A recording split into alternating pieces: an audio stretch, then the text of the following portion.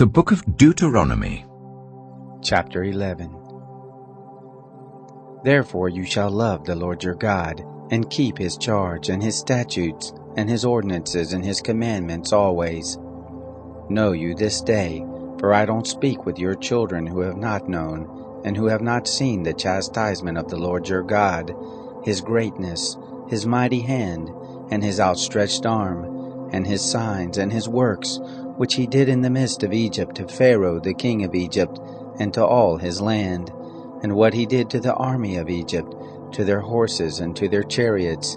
how he made the water of the Red Sea to overflow them as they pursued after you, and how the Lord has destroyed them to this day, and what he did to you in the wilderness until you came to this place, and what he did to Dathan and Abiram, the sons of Eliab, the son of Reuben, how the earth opened its mouth and swallowed them up, and their households and their tents, and every living thing that followed them, in the midst of all Israel. But your eyes have seen all the great work of the Lord which he did. Therefore shall you keep all the commandment which I command you this day, that you may be strong, and go in and possess the land where you go over to possess it, and that you may prolong your days in the land which the Lord swore to your fathers to give to them and to their seed, a land flowing with milk and honey. For the land where you go in to possess it isn't as the land of Egypt from whence you came out, where you sowed your seed and watered it with your foot, as a garden of herbs. But the land where you go over to possess it is a land of hills and valleys, and drinks water of the rain of the sky, a land which the Lord your God cares for. The eyes of the Lord your God are always on it, from the beginning of the year even to the end of the year. It shall happen, if you shall listen diligently to my commandments which I command you this day, to love the Lord your God, and to serve him with all your heart and with all your soul, that I will give the rain of your land in its season, the former rain and the latter rain, that you may gather in your grain, and your new wine, and your oil. I will give grass in your fields for your cattle, and you shall eat and be full. Take heed to yourselves, lest your heart be deceived, and you turn aside and serve other gods and worship them, and the anger of the Lord be kindled against you, and he shut up the sky, so that there shall be no rain, and the land shall not yield its fruit,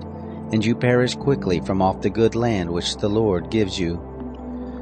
Therefore shall you lay up these my words in your heart and in your soul, and you shall bind them for a sign on your hand,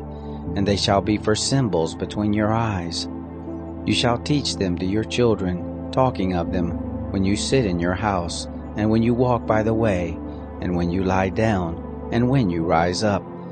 You shall write them on the doorpost of your house and on your gates, that your days may be multiplied, and the days of your children, in the land which the Lord swore to your fathers to give them, as the days of heavens above the earth. For if you shall diligently keep all this commandment which I command you, to do it, to love the Lord your God, to walk in all his ways, and to cleave to him, then will the Lord drive out all these nations from before you, and you shall dispossess nations greater and mightier than yourselves. Every place whereon the sole of your foot shall tread shall be yours, from the wilderness and Lebanon, from the river Euphrates, even to the hinder sea shall be your border. There shall no man be able to stand before you. The Lord your God shall lay the fear of you and the dread of you on all the land that you shall tread on, as he has spoken to you. Behold, I set before you this day a blessing and a curse. The blessing, if you shall listen to the commandments of the Lord your God, which I command you this day, and the curse, if you shall not listen to the commandments of the Lord your God, but turn aside out of the way which I command you this day, to go after other gods, which you have not known. It shall happen, when the Lord your God shall bring you into the land where you go to possess it, that you shall set the blessing on Mount Gerizim, and the curse on Mount Ebal. Aren't they beyond the Jordan, behind the way of the going down of the sun, in the land of the Canaanites who dwell in the Arabah, over against Gilgal, besides the oaks of Moreh? For you are to pass over the Jordan to go in to possess the land which the Lord your God gives you, and you shall possess it and dwell therein. You shall observe to do all the statutes and the ordinances which I set before you this day.